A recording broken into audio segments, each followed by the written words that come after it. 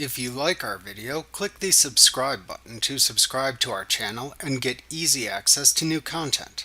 To see our full suite of ad-free video courses and training materials, visit us at teachucomp.com.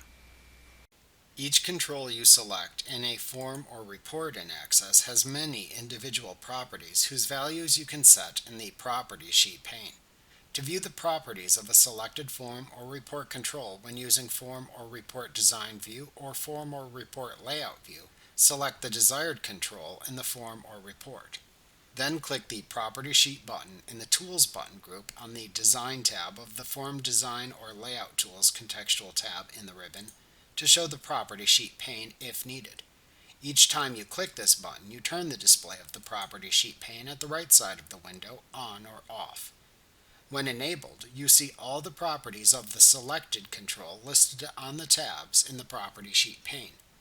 The properties are broken down into major property groups on each of the following tabs: Format, which contains properties relating to the appearance of the control; Data, which contains properties relating to the data values stored in the control, if any; Event, which contains properties relating to programming events, which you will examine when using macros; Other, which lists any miscellaneous properties; or All, which lists all the properties available in alphabetical order.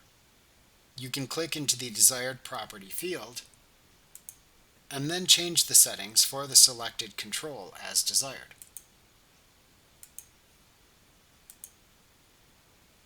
Remember to click the subscribe button to see more of our videos. Get ad-free courses at teachucomp.com.